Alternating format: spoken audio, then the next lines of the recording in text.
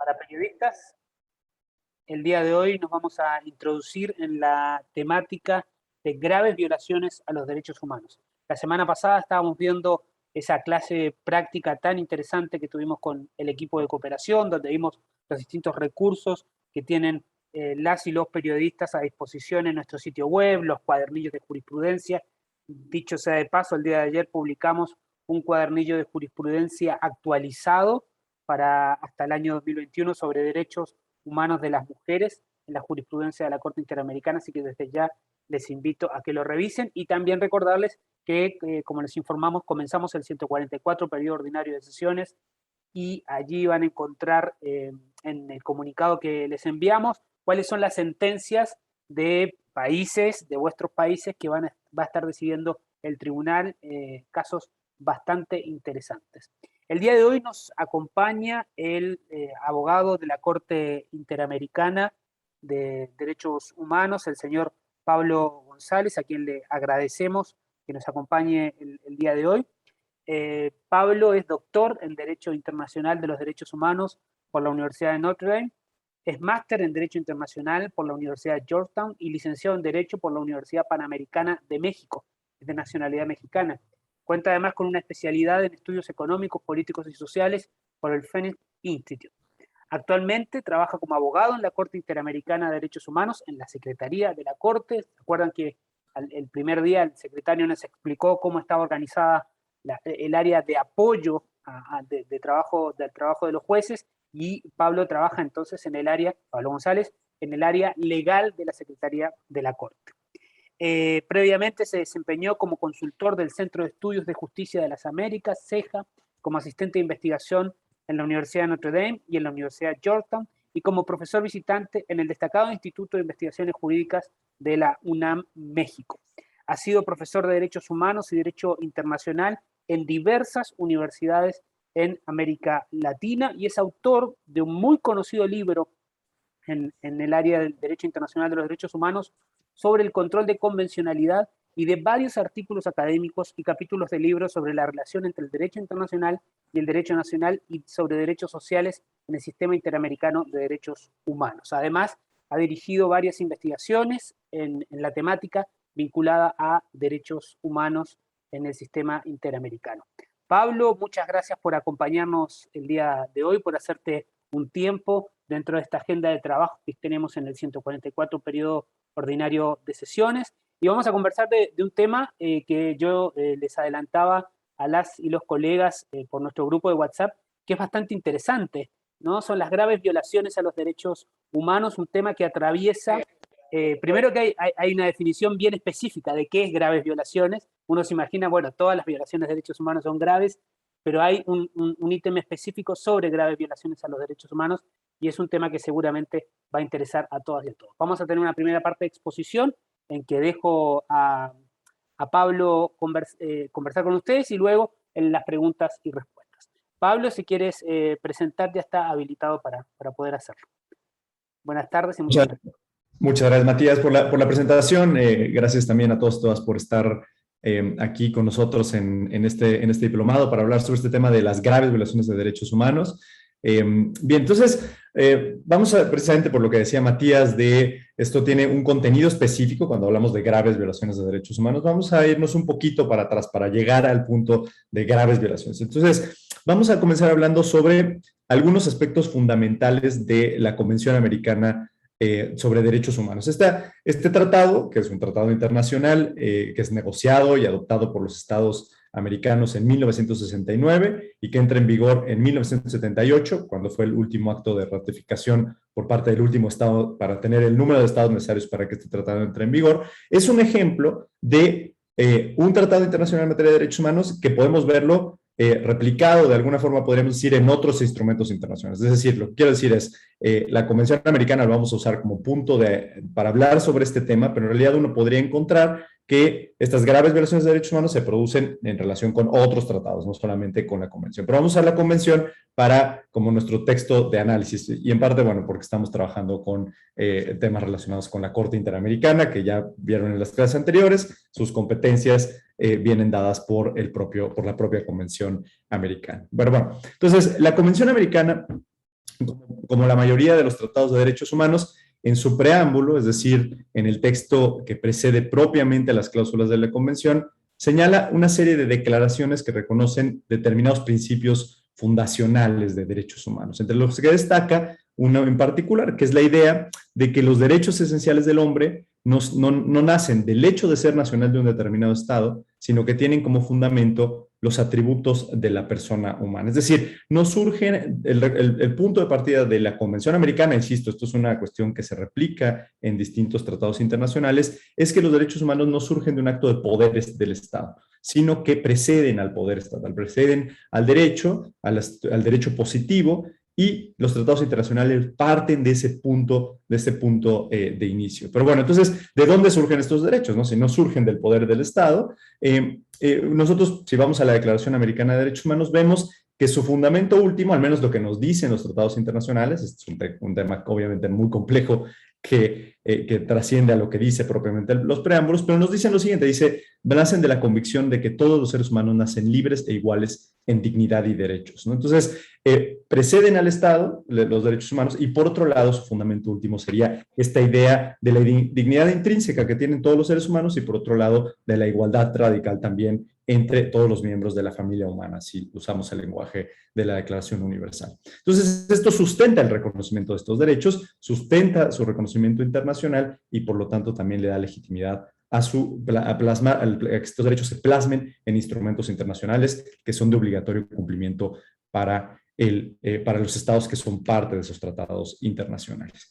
Ahora, las cláusulas de los tratados internacionales, y bueno, insisto, hablando específicamente de la Convención, reconocen una serie de derechos, un catálogo de derechos que van, en el caso de la Convención Americana, del artículo 3 al artículo 26, y que establecen los derechos que entendemos como esenciales y que, insisto, se derivan del reconocimiento de esa dignidad intrínseca y de esa igualdad entre los seres humanos. Ahora, estos derechos que están reconocidos en estos tratados internacionales, en la Convención en particular, son una gama amplia de derechos. Van desde el derecho al reconocimiento de la personalidad jurídica, sería el artículo 3 de la Convención, hasta, y es un derecho, pues, fundamental, pero bueno, el derecho a la vida podría ser todavía más cercano a nosotros, es un derecho que es esencial para efectivamente todos los seres humanos y para que puedan estar, vamos, en este mundo y realizar los fines que quieran perseguir.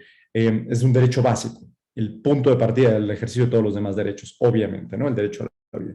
Entonces, desde un derecho tan fundamental como el derecho a la vida hasta derechos como el desarrollo progresivo de los derechos económicos, sociales y culturales, que son derechos que tienen una connotación mucho más relacionada con, por ejemplo, las acciones de política pública que haga el Estado para garantizar mejores servicios de salud, de educación, de vivienda y protección al medio ambiente. Entonces, lo que quiero decir con esto es que todos estos derechos, bueno, y en medio de estos derechos, perdón, desde uno tan fundamental como el derecho a la vida hasta los derechos económicos, sociales y culturales, en medio vemos una gama de otros derechos, ¿no? Se reconoce también el derecho a la integridad personal, el derecho a la libertad personal, el derecho a la familia, los derechos políticos, el derecho a la libertad de expresión, el derecho a la propiedad. Y bueno, dentro, todos estos, entendemos, son derechos fundamentales. Todos son derechos que son esenciales, que se derivan, insisto, del reconocimiento de la dignidad intrínseca de todos los seres humanos. Entonces, los estados, al momento de que ratifican la Convención Americana, al momento de que el tratado entra en vigor y establece, y se entiende que establece obligaciones jurídicas para el Estado de cumplir con el contenido y de respetar esos derechos, se comprometen específicamente, y aquí voy a usar un par de tecnicismos, pero creo que son importantes para hacer el punto, se comprometen a lo que se le conoce como cumplir con las obligaciones generales del Estado, de respetar los derechos, es decir, de no realizar conductas que constituyan violaciones a los derechos humanos, por ejemplo, no privar ilegalmente de la libertad a una persona, ¿no? Eso es parte de su derecho a la libertad personal, es decir, no violar ese derecho, que un policía no llegue y te detenga arbitrariamente y después te lleve a una comisaría y te mantenga detenido si no existen razones que justifiquen esta actuación de la autoridad, pero también tiene la obligación de garantizar los derechos. Es decir, el Estado además tiene que adoptar medidas positivas, digamos, o medidas que no solo son restricciones del poder estatal, sino también son actos dirigidos a permitir una mayor eficacia de los derechos. Entonces, por ejemplo, el Estado está obligado también a prevenir que otras personas violen tus derechos humanos. Entonces necesita establecer también un cuerpo policíaco que esté listo para proteger a la población de actos de terceros que vulneren su derecho a la vida, su derecho a la integridad personal, su derecho a la libertad de expresión, etcétera, etcétera, ¿no? También el Estado tiene otras obligaciones que son importantes. Por ejemplo, también tiene que adecuar su derecho interno y sus prácticas internas del Estado para lograr que esos derechos se respeten efectivamente. Entonces, también es necesario que si existe una ley abiertamente discriminatoria, por ejemplo, en contra de las mujeres que no puedan, no sé, entrar a la universidad, el Estado tiene que derogar esa norma y adoptar una norma que efectivamente permita el acceso a las mujeres a la universidad para que entonces puedan gozar de su derecho a la educación, solo por ponerles ese ejemplo. Entonces, tiene estos elementos, ¿no? Tiene la obligación de no violar derechos, de adoptar medidas dirigidas a lograr una mayor garantía de sus derechos y adecuar su derecho interno para que no se produzcan violaciones de derechos humanos precisamente en virtud de la aplicación de normas internas del Estado que resulten violatorias de los derechos humanos.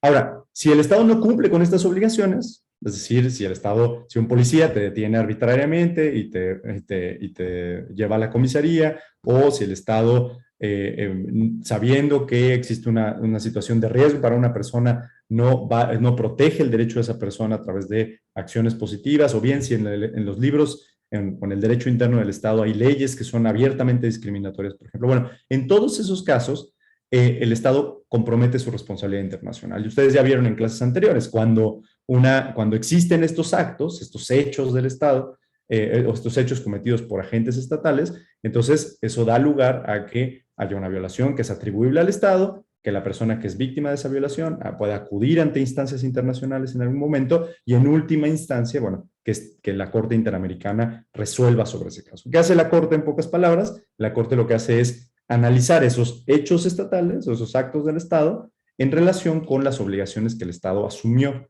y que están precisamente contenidas en los tratados internacionales. Ahora, bien, entonces esto es como muy, muy general, pero creo que es importante partir por ahí. ¿Por qué? Porque en principio, para determinar el alcance de las obligaciones internacionales de los Estados en materia de derechos humanos, no existe una diferencia en la obligación que tiene el Estado de respetar y garantizar todos los derechos que están contenidos en el tratado. Es decir, el Estado tiene el deber de respetar y garantizar el derecho a la libertad de expresión de la misma forma que tiene también que respetar y garantizar el derecho a la vida o el derecho a la integridad personal o los derechos políticos, ¿no? Es decir, el derecho internacional de los derechos humanos parte de la idea de que no existe una jerarquía entre los derechos para efectos de establecer su obligatoriedad en relación con el Estado y que todos los derechos poseen un rango intrínseco para las personas. Todos esos derechos, todos los derechos que reconoce un catálogo como la Convención Americana, entendemos que derivan de, insisto, la dignidad intrínseca de las personas y que son necesarios para que las personas tengan efectivamente una vida adecuada que responda a ese carácter intrínseco de su dignidad. Entonces, todas las personas requieren del acceso al derecho de no ver vulnerado su derecho a la salud, como también requieren no ver vulnerado su derecho a la educación, como también requieren no ver vulnerado su derecho a la libertad de expresión, como también, obviamente, requieren de la protección del derecho a la vida o a la integridad personal. Entonces, en esa perspectiva no existe una jerarquía, no existe una distinción. Ahora, esto no significa que no hayan ciertas violaciones a los derechos humanos que sean más lesivas de esa dignidad intrínseca de las personas. Y algunas de estas violaciones, que son particularmente graves, es lo que hemos llamado graves violaciones de derechos humanos. Digamos, podríamos decirlo, son los peores atentados que existen contra la dignidad humana y que se concretan a partir de ciertos actos del Estado que violan ciertos derechos en cierta medida, ¿no? Entonces, ahora, ¿cuáles son estas violaciones? ¿Cuáles son estas violaciones que entendemos como graves violaciones de los derechos humanos? La jurisprudencia de la Corte Interamericana, que es lo que estamos hablando hoy, ha identificado que estas violaciones las constituyen los actos de tortura, las ejecuciones extrajudiciales, ya sea individuales o masacres que ocurren en contra de, digamos, no solamente una persona, sino múltiples personas, la desaparición forzada de personas y la esclavitud.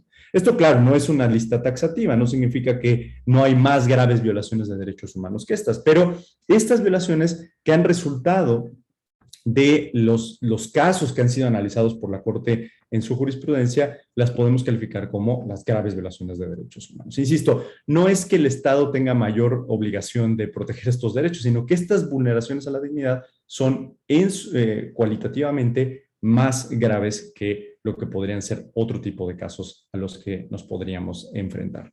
Es importante señalar, ahora, esto también se los digo, el tema de graves violaciones de derechos humanos es un tema más complejo desde una perspectiva técnica, digamos, de análisis de la propia jurisprudencia de la Corte. Hay dos temas que son importantes, que solo se los digo para que quede aquí, no creo que sea tan relevante para efectos de nuestra discusión, pero sí que este concepto se ha desarrollado en una íntima relación con dos cuestiones. Primero, con la idea de crímenes internacionales, es decir, si ustedes se fijan, algunos de estas violaciones, algunas, perdón, de estas violaciones podrían dar lugar a la calificación de un crimen internacional para las personas responsables de haber cometido estas violaciones. Y por otro lado también que estas violaciones se han dado y se han explorado en la jurisprudencia de la Corte en varios casos en contextos de graves violaciones que ocurren a los derechos humanos. Pensemos en un caso muy famoso, el caso de Almonacid Arellano y otros contra Chile, donde hubo una ejecución extrajudicial que ocurre en el marco de ataques en contra de la población civil después del golpe de Estado del 73, y se entiende que esa violación no solo es una grave violación de derechos humanos, también constituye un crimen de lesa humanidad, ¿no? Entonces, hay una conexión con estas dos cuestiones, con crímenes internacionales y también con el contexto, los contextos en los que se dan estas violaciones, también para efectos de calificar la gravedad de la violación. Pero para efectos prácticos, podemos decir que cuando utilizamos el contexto del texto, la idea de las graves violaciones de derechos humanos, me parece un elemento que en su esencia es cualitativo respecto a la naturaleza de la violación, ¿no? Es decir, son los peores atentados, insisto, a la dignidad humana, atendiendo a la naturaleza misma del acto y de la violación que produce. Y es que imaginémonos una violación al derecho a la libertad personal, ¿no? Pensemos en una violación al derecho a la libertad personal por una persona que es detenida en la calle sin una orden judicial, sin que exista un estado de flagrancia. Y bueno, esto es un atentado en contra de la dignidad de la persona, es un atentado en contra de sus derechos humanos, es un atentado contra su libertad personal, sin duda alguna. Pero si observamos esa violación y observamos también otras violaciones, como podría ser una masacre que ocurre en el contexto de una política estatal de ataques en contra de grupos que se entienden como subversivos al orden estatal, y vemos una política del Estado que va dirigida a borrar comunidades enteras, precisamente en esa lógica de combate contra lo que el gobierno en turno considera enemigos del Estado. Entonces ahí podemos entender que aunque las dos son violaciones a los derechos humanos, los dos atentan contra la dignidad de las personas, la segunda cualitativamente tiene una gravedad mayor, digamos, que lo que entenderíamos que sería la primera. Ambos darían lugar a responsabilidad internacional, está usted incumpliendo con sus obligaciones, está vulnerando la dignidad, pero me parece que podemos de manera evidente y razonable ver cómo se distingue una de la otra. Bien, ahora, si vemos de cerca, entonces ya vimos nuestras graves violaciones de derechos humanos, insisto, vistos como graves atentados contra la dignidad, que la jurisprudencia de la Corte ha conocido en específicamente 4 materias, que son las que yo les voy a presentar un poquito más de cerca. Vamos a verlas un poco más sobre qué se ha dicho en lo básico respecto a cada uno de estos elementos. Entonces dijimos que era tortura, ejecuciones extrajudiciales, tanto individuales como masacres, y también desapariciones forzadas de personas y la esclavitud, ¿no? Estos podríamos calificarlos en mi concepto como los elementos o los hechos que constituyen estas graves violaciones de derechos humanos. Yo creo que esto, una reflexión que, bueno, tal vez también sería para el final, pero yo creo que es importante sí tener cuidado cuando utilizamos la idea de grave violación de derechos humanos, ¿no? Uno puede decir, bueno, todas las violaciones son graves, sí, sin duda, pero cuando estamos usándolo en este sentido, es un sentido más acotado, que me parece que también cumple un propósito narrativo que bueno, ustedes obviamente también, eso es de lo que viven todavía, de esta justamente, y por eso sí creo que es importante que se utilice el concepto de grave violación de derechos humanos, resaltando que se refiere a cierto tipo de actos que son, insisto, particularmente lesivos de la dignidad de las personas, ¿no? Pero bueno, si quieren podemos hablar un poquito más sobre eso, sería interesante ver desde su perspectiva, como ustedes también ven este tema. Desde una perspectiva, insisto, de un análisis jurídico, el concepto de grave violación de derechos humanos se utiliza en un sentido acotado, no es un sentido completamente abierto. Pero bien, entonces hablemos sobre la tortura, ¿no? El primero de estas graves violaciones de derechos humanos.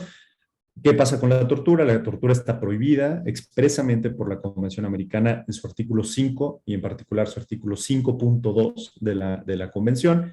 Este artículo establece lo siguiente, dice: nadie debe ser sometido a torturas ni a penas o tratos crueles, inhumanos o degradantes. Dice: toda persona privada de su libertad será tratado con el respeto debido. Un par de comentarios. Se trata de una prohibición absoluta que establece la Convención Americana, lo que implica que bajo ninguna circunstancia se justifica la realización de un acto de tortura. Esto es importante. ¿Por qué? Porque si vemos un tratado de derechos humanos, y esto es algo que, bueno, es parte, digamos, del lenguaje común en el mundo del derecho internacional de los derechos humanos y de los derechos humanos en general, decimos que los derechos humanos no son absolutos, sino que también admiten ciertas ponderaciones, ciertas restricciones en relación con otros bienes que son también importantes, como por ejemplo sería la protección de los derechos de otras personas, protecciones o bienes relevantes desde un punto de vista público, ¿no? Por ejemplo, mantener el orden democrático, los derechos de otra persona. Cuando yo ejerzo mi derecho a la libertad de expresión, bueno, tiene límites la libertad de expresión. ¿Por qué? Bueno, porque también si en el ejercicio de mi libertad de expresión yo vulnero el derecho de otra persona, entonces es razonable, es legítimo que le pongan un límite al ejercicio de mi derecho a la libertad de expresión. ¿Por qué? Porque estaría en contacto o podría vulnerar el derecho de otra persona, ¿no? En el caso de la tortura, esto se los digo, porque en el caso de la prohibición de la tortura, esta es una prohibición absoluta. Esto no permite que se hagan ese tipo de ejercicios, ¿no? Es decir, el Estado no podría decir, bueno, sí, efectivamente yo implementé una política de tortura, pero esto estaba reglamentado en la ley y se establecía con ciertas condiciones. ¿Por qué? Porque era fundamental para poder proteger la seguridad pública, ¿no? De hecho, ese es el típico debate que hay en relación con la tortura, y la Convención Americana, a mí me parece, es clara en el sentido de que no admite ese tipo de argumentaciones, ¿no? La prohibición es absoluta y la protección, en cierto sentido, desde esa perspectiva, es más amplia, ¿no? El Estado no puede establecer simplemente una conducta que debe ser expulsada del actuar de las autoridades. Ahora, a nivel de tratados internacionales, solamente un comercial, la tortura tiene un tratado específico que se llama Convención, bueno, la prohibición de la tortura, a su vez, no solo está prohibida por la Convención Americana, sino también hay un tratado específicamente que establece obligaciones más concretas en relación con la tortura, que se denomina la Convención Interamericana para prevenir y sancionar la tortura.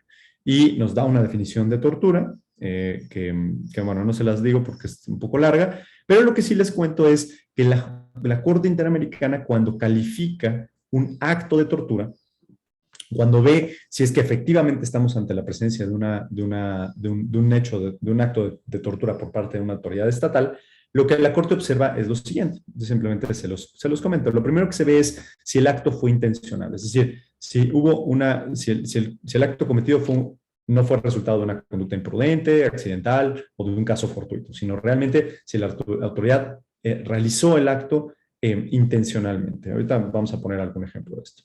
Por otro lado, que cause severos sufrimientos físicos o mentales, lo cual se determina a partir de observar tanto al sujeto, que es objeto de este acto intencional, como también que produce un daño, como también de las circunstancias en las que se encuentra, ¿no? Entonces, lo primero que vemos es si hubo una intención por parte de la autoridad. Por otro lado, si es que hubo un severo sufrimiento físico o mental para la persona que se encontraba bajo, digamos, el poder de ese agente estatal. Y finalmente, que se cometa con una finalidad o propósito, que esto es muy amplio. Esto puede ser hay muchas finalidades o propósitos por los cuales las autoridades pueden cometer actos de tortura, pero tiene que haber una finalidad que se puede identificar, ¿no? Por parte de la autoridad cuando comete este tipo de actos. Obviamente no es tan difícil imaginarnos estos ejemplos de actos de tortura, ¿no? Cuando estamos obviamente ante la presencia de un policía, pensemos que detiene a una persona y para efectos de la investigación lo somete a realiza actos que constituyen un daño para él y son intencionales, que le causan severos sufrimientos físicos o mentales a esa persona y que además tienen una finalidad, por ejemplo, de obtener información o de castigar a la persona por no haber dado información. En ese tipo de casos estamos obviamente ante un acto de tortura, ¿no? Ahora, esto tiene, claro, tiene sus connotaciones jurídicas, que al final del día es lo que hacemos en un tribunal, por ejemplo, que es, bueno, habría que ver si es que efectivamente, por ejemplo, hubo un daño, hubo un severo sufrimiento físico o mental, ¿no? Eso es un tipo de discusiones que tenemos. Bueno, ¿qué sucede a una persona que está detenida y que no le dieron... no sé, le dieron muy poquita comida y si hubo intención realmente de causarle ese daño o si había otros elementos que de alguna manera explicaban y justificaban el actuar estatal, si es que la persona no es lo mismo que sea un adulto mayor a que sea, no sé, un policía, ¿no? En términos de calificar el sufrimiento que tiene una persona en un contexto determinado. También cuál era la finalidad que perseguía la persona que realizó los actos, cuando pudo haber torturado o cometido un acto de tortura en contra de una persona. Esos son el tipo de cosas que discutimos. Pero bueno, lo importante, lo que me interesa aquí es que vean ustedes que esto es lo que vemos, ¿no? Cuando existe un daño a una persona, es intencional, si le generó severos sufrimientos físicos o mentales y cuál es la finalidad que estamos observando por parte del actor estatal, ¿no? El segundo de ellos, la segunda categoría que les proponía es las ejecuciones extrajudiciales. Tristemente, por cierto, todas estas cosas que les voy diciendo vienen de la jurisprudencia de la Corte, lo que significa que vienen de realidades de nuestra región, ¿no? Es decir, no son simplemente, no son ejercicios teóricos, sino vienen de una práctica de estas graves violaciones de derechos humanos que de las que estamos hablando.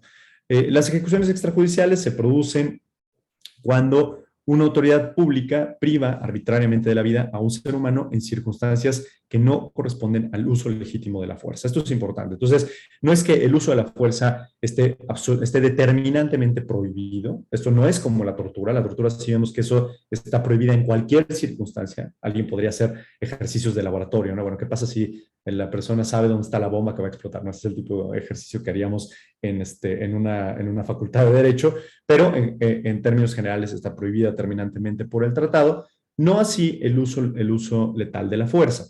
Sin embargo, esta se tiene que realizar en el cumplimiento de determinados parámetros. Entonces, el ejemplo más claro de cuando hay una ejecución que no cumple con estos parámetros sería, por ejemplo, cuando hay una masacre, ¿no? Ahí está clarísimo, la policía o el ejército o cualquier actor estatal o no estatal, pero con participación del Estado, llega a una comunidad y comete una masacre, ¿no? Como parte de una política estatal. Pensemos de persecución a contra de enemigos estatales, o lo que el gobierno, insisto, en turno puede percibir como enemigos estatales. Bueno, ahí está clarísimo, ¿no? Entonces, ahí es una privación arbitraria de la vida en contra dentro de un grupo, y esto lo llamaríamos una ejecución extrajudicial, ¿no? En este contexto. O también, ¿qué pasaría en aquellos casos donde, un ejemplo menos extremo que una masacre, que va dirigida, obviamente, por parte de la autoridad, sino ¿qué pasaría con tristemente el típico caso donde la policía detiene a una persona que considera que es sospechosa, la persona sale del auto y la policía le dice que se detenga y sin embargo la persona sale corriendo, el policía saca una metralleta y dispara, ¿no? Y entonces mata a la persona. En este ejercicio para detener a la persona como parte de esta labor de seguridad pública, digamos, que ejerce la autoridad policíaca. Bueno, estos son el tipo de casos que son obviamente más delicados. Bueno, no, si saca una metralleta y le dispara y la persona va corriendo, ya no está tan difícil, digamos, de calificar, pero sí pensemos si la persona tiene un cuchillo, si hay otra persona involucrada. Y entonces, ¿qué es lo que calificamos? Bueno, si es que ese uso de la fuerza fue legítimo o no fue legítimo, ¿no? Ahora, los casos donde hemos hablado de ejecuciones extrajudiciales, en este contexto, y se califica como graves violaciones de derechos humanos, han ocurrido también en contextos particulares. Insisto, les mencionaba el caso Almonacid Arellano, ¿no? ¿Qué pasa con el señor Almonacid? El señor Almonacid fue ejecutado por la policía. Llegó un grupo de policías y el señor Almonacid, que se entendía como perteneciente a un grupo político que era justo el enemigo del grupo político que acababa de hacer el golpe de Estado, llevó a su casa y lo ejecutó, lo mató ahí, ¿no? Sin ninguna consideración de otro tipo. Ahí eso claramente vemos es una ejecución extrajudicial. Ahora, ¿qué es lo que se viola en estos casos donde un acto estatal constituye un atentado en contra de la vida, la persona pierde la vida? Obviamente el derecho a la vida, eso es lo que estamos hablando, y el derecho a la vida, como está regulado en la Convención Americana, establece lo siguiente, dice, toda persona tiene derecho a que se respete su vida, nadie puede ser privado de la vida arbitrariamente. Entonces, ¿qué es lo que uno califica? Bueno, ¿qué es lo que la Corte califica cuando analiza casos relacionados con ejecuciones extrajudiciales? Precisamente si ese uso de la fuerza por parte de la autoridad fue arbitrario o no. Hay casos en donde eso no tiene ningún tipo de consideración, como por ejemplo, insisto, en el caso de una masacre, donde hay una política estatal dirigida a eliminar a una comunidad. Bueno, entonces en ese caso estamos ante claramente estamos en actos de ejecuciones colectivas, ¿no? Por parte de la autoridad. Pero, ¿qué pasa en los casos más finos? Bueno, ahí lo que se ve es la intencionalidad por parte del agente estatal. Y aquí se debe calificar si hay cierto grado de premeditación al generar la muerte y si se descarta la posibilidad de ofrecer o aceptar que la persona se rindiera, ¿no? Entonces, esto, imagínenselo en contextos específicamente policíacos, ¿no? Que son los típicos ejemplos que observamos día a día y que, bueno, ustedes obviamente ven en su trabajo de el uso de la fuerza por parte de la policía en donde hubo una muerte, ¿no? Entonces, eso visto desde la perspectiva jurídica, desde la perspectiva de el uso de la fuerza, justo lo que veríamos es, bueno, si es que esa privación de la vida fue arbitraria o no fue arbitraria. Y bueno, el primer elemento que hay que ver es si es que fue intencional por parte de la autoridad. Por otro lado, si fue necesario el uso de la fuerza, porque puede ser que efectivamente había una intención el disparo iba dirigido a neutralizar a una persona, pero el siguiente elemento es, bueno, si era necesario ese uso de la fuerza, ¿no? Y aquí la tendencia ha sido, y la Corte lo ha reiterado en muchas ocasiones, que debe ser excepcional el uso de la fuerza y aún más excepcional el uso de la fuerza letal, ¿no? Pero aún así existen situaciones en las que podríamos pensar que era necesario el uso de la fuerza. Pensemos, por ejemplo, cuando se trata de la vida del propio agente estatal, si alguien le está apuntando, ¿no? Y la única opción que tiene es dispararle a la otra persona para evitar que él mismo pierda la vida. Bueno, eso sería un caso donde habría una necesidad en ese uso de la fuerza por parte de la gente, ¿no? O también en caso de que haya un riesgo a otras personas, ¿no? ¿Qué pasa si es una situación en donde le está apuntando a otra persona y le va a disparar? Bueno, el policía tiene que actuar, digamos, necesariamente para neutralizar a la persona que traía el arma, ¿no? Pero por otro lado, este elemento de necesidad, y todo esto obviamente, imagínenselo en situaciones concretas, bueno, ¿qué pasa si no traía una pistola, si no traía un cuchillo, ¿no? Y entonces si traía un cuchillo y estaba lejos, no había por qué dispararle, y si había que dispararle, tal vez no había que dispararle en la cabeza o en el pecho, sino en otro lado, ¿no? Entonces, la necesidad como es también muy circunstancial y depende mucho de la situación específica de la que estemos hablando, ¿no? Eso es justo lo que calificamos cuando vemos un caso, insisto, desde la perspectiva de un tribunal como este. Y finalmente, si es proporcional. Ese es un tercer elemento cuando estamos viendo si el uso de la fuerza fue o no arbitrario. Perdón, fue excesivo. ¿Qué pasa si efectivamente había necesidad del uso de la fuerza, pero la persona disparó innecesariamente, no sé, con una metralleta y disparó indiscriminadamente, ¿no? Cuando en realidad se necesitaba, hubiera sido, eso constituye un uso de la fuerza desproporcionado en relación con la amenaza. ¿Qué es lo que califica uno en la proporcionalidad? En términos generales, si es que hay una adecuación entre los medios utilizados por parte de la autoridad, en este caso en el uso de la fuerza, y los fines que son perseguidos, en este caso, por ejemplo, neutralizar una amenaza, ¿no? Y yo creo que esto es relevante jurídicamente, pero también es relevante para efectos, pienso, y bueno, ahorita ustedes me dirán cuando me meto en su área, pero pienso que también es importante esto para efectos de calificar un acto o reportar un acto que ocurre en respecto al uso de la fuerza por parte de la policía, ¿no? Estos son elementos que sirven también para determinar esta cuestión, ¿no? Para efectos de analizarlo desde un punto de vista informativo y también lo son para analizarlo desde un punto de vista jurídico. La tercera cuestión, el tercera grave violación de derechos humanos son las desapariciones forzadas de personas o la desaparición forzada de personas. Esto tristemente también es una realidad en muchos casos que resolvió la Corte, sobre todo en la primera etapa de su jurisprudencia, donde recibió varios casos sobre desapariciones forzadas de personas. ¿Y qué constituye una desaparición forzada de personas? Es una privación de la libertad de una o más personas que es cometida por agentes del Estado.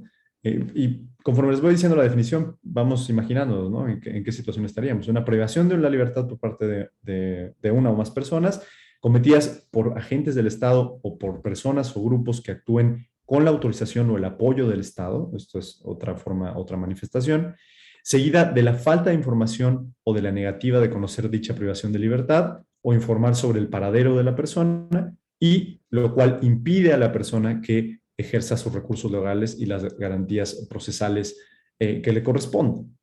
¿Cuál es el caso típico? El caso Velázquez Rodríguez contra Honduras, el primer caso que resuelve la Corte Interamericana en 1989, justamente trata sobre una desaparición forzada. De hecho, aquí se acuña en la jurisprudencia de la Corte el término desaparición forzada de personas. ¿Y qué sucedía? Era un patrón sistemático que ocurrían estos hechos, donde llegaban agentes estatales no identificados, pero no identificados formalmente, pero que la gente sabía que eran agentes estatales, bajaban, secuestraban a la persona, la privaban de su libertad, la llevaban a centros de detención estatales y ahí la mantenían incomunicada. Después, cuando los familiares buscaban a la persona, negaban que esa persona estuviera bajo su custodia y finalmente, en muchos de estos casos, simplemente la persona, bueno, era asesinada y sus restos después no se encontraban sus restos o no sabían dónde estaban sus restos, ¿no? Entonces, es decir, desaparecían en sentido coloquial a la persona en términos después de haberla asesinado, ¿no? Esto tristemente es una realidad que, bueno, obviamente en todos nuestros países lo hemos visto. La Corte ha reportado esto, es decir, ha conocido casos relacionados con estas violaciones en múltiples países y, bueno, es parte, tristemente, insisto, de la historia de Latinoamérica, ¿no? Pero bueno, el término de desaparición forzada de personas, que, insisto, lo entendemos como una grave violación de derechos humanos, también tiene una serie de componentes que nos permiten identificar cuando estamos ante la presencia técnicamente, jurídicamente, de una desaparición forzada, ¿no? Algunas características quizás la característica más importante de este delito, que tal vez les parezca interesante a ustedes, es por un lado que se trata de un fenómeno diferenciado, es decir, no estamos solamente ante la presencia de una privación de la libertad, de una violación del derecho a la libertad personal, tampoco estamos solamente ante una violación al derecho a la integridad personal. Pensemos, muchas de estas personas cuando son detenidas, no solamente las dejan digamos, en un cuartito, sino son víctimas de abusos. En algunos de esos abusos pueden ser tratos crueles, inhumanos y degradantes o actos de tortura, ¿no? Y entonces también es una violación a la integridad personal y también es una violación al derecho a la vida. ¿En qué sentido? En el sentido de que en muchos de estos casos estas personas simplemente nunca se vuelve a saber el paradero donde se encuentra y uno puede presumir que han fallecido, ¿no? Entonces, bueno, vemos que es una violación múltiple de derechos, ¿no? Es un fenómeno que es diferenciado y que además es continuado. Y esto será la última característica que señalaría yo de la desaparición forzada. Se entiende que en tanto no se tenga conocimiento del paradero de la víctima o de la víctima de desaparición forzada o de sus restos, estamos ante la presencia de una desaparición forzada de personas, ¿no? Bueno, de esa persona o de ese grupo de personas. Un último comentario al respecto. Este es un fenómeno tan importante en Latinoamérica, tristemente, insisto, lo uso en sentido de resaltar la trascendencia que esto ha tenido en tema de violaciones de derechos humanos, que hay un tratado específico también que regula la cuestión de las desapariciones forzadas de personas que se titula la Convención Interamericana sobre Desaparición Forzada de Personas. Es una convención de 1996, uno de los primeros tratados más específicos, me parece, y de mayor trascendencia que surge en el sistema interamericano. Y bueno, finalmente, porque ya estamos un poco sobre el tiempo, entonces, el último es en materia de prohibición de la esclavitud y la servidumbre. Esto también es un derecho absoluto que está en la Convención, en el artículo 6 de la Convención Americana. Lo que pasa es que la jurisprudencia de la Corte no se ha pronunciado mucho en relación con esta grave violación, pero solo recordar, o bueno, les comento, el artículo 6 de la Convención establece que nadie puede ser sometido a esclavitud o servidumbre, y tanto estas como la trata de esclavos y la trata de mujeres están prohibidas en todas sus formas. Aquí insisto, lo que sucede es que la Corte no ha conocido muchos casos, de hecho solo ha conocido un caso que trata específicamente sobre el tema de esclavitud, pero sí hacer algunas referencias sobre algunos conceptos importantes que surgen de esta sentencia justamente. Uno de ellos es que se entiende que la esclavitud no solamente es en sentido estricto, digamos, como tradicionalmente hemos entendido la esclavitud, esto es, que se entienda que se tiene la propiedad sobre una persona formalmente, sino también es importante ver que no se necesita tener la propiedad formalmente, sino también materialmente se puede calificar si una persona está bajo la digamos, si un tercero está ejerciendo atributos de propiedad en relación con otra persona. No necesariamente esto tiene que ser formal, no tiene que haber, digamos, una ley que reconozca la esclavitud y también un contrato en el cual se establece que una persona es la propiedad de otra persona. En realidad, lo importante para calificar la esclavitud es, o lo más importante, sobre todo en tiempos modernos, son cuestiones materiales, no cuestiones propiamente formales. Ahora, ¿qué cuestiones materiales observamos? Bueno, cuando estamos ante la presencia de una persona que se encuentra, que tiene una restricción a su autonomía individual, que además no tiene libertad de movimiento, que además en virtud de estar perdiendo su autonomía, sin libertad de movimiento, esto es en provecho del perpetrador, ¿no? Pensemos los casos de esclavitud moderna, donde una persona, un grupo de personas están trabajando en una finca, realizando labores de agricultura, en donde están con estas características, ¿no? Es decir, está restringido su capacidad de movimiento, esto es en provecho económico de la persona que las tiene ahí retenidas, ya quizás dieron su consentimiento de trabajar en un primer momento ahí, pero claramente este consentimiento ya no se encuentra actualizado, es decir, están básicamente privadas de su libertad en ese sentido. Hay violencia física o psicológica que las mantiene en ese lugar. Están también en una posición de vulnerabilidad. Pensemos en estos casos donde les quitan sus documentos, les quitan sus pasaportes. ¿Qué pasa con personas que vienen de terceros lugares y se encuentran sometidas a un régimen de esta naturaleza? Los tienen en cautiverio y además son objeto de explotación. Yo creo que aquí podemos ver algunos fenómenos modernos, ¿no? Pensemos en materia de trata de personas, obviamente en materia de esclavitud moderna. Específicamente, insisto, esto sucede, es muy impresionante que esto pase en el siglo XXI, ¿no? Pero bueno, existen regiones y existen prácticas donde efectivamente tenemos estas condiciones de esclavitud moderna, donde, insisto, formalmente la persona no es que sea propiedad de otra persona, pero sí la persona tiene sometida a otras personas y las trata como si fueran de su propiedad y para efectos prácticos carecen de la libertad de movimiento y están coaccionadas y trabajando, digamos, en beneficio de un tercero que claramente está sometiéndolas a condiciones de explotación, ¿no? Esto, si les interesa este tema, para efectos de la jurisprudencia de la Corte, es un caso específico contra Brasil, donde la Corte habla sobre el tema de esclavitud y interpreta los alcances de este artículo 6 de la Convención Americana.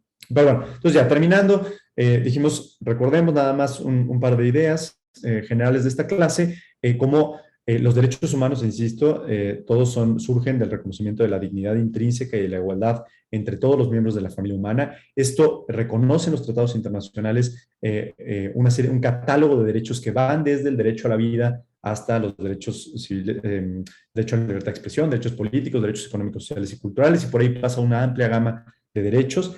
Estos derechos se entiende que no hay jerarquías entre ellos, es decir, todos ellos son necesarios y derivan de la dignidad, insisto, de las personas. Sin embargo, en las violaciones que ocurren a determinados derechos, son particularmente lesivas de la dignidad de las personas, son particularmente graves, además, más aún cuando ocurren en contextos donde existen múltiples violaciones a los derechos humanos y, en particular, algunas de estas las calificamos como graves violaciones de derechos humanos, ¿no? En la jurisprudencia de la Corte han sido la desaparición forzada de personas, los actos de tortura, las ejecuciones extrajudiciales, la esclavitud.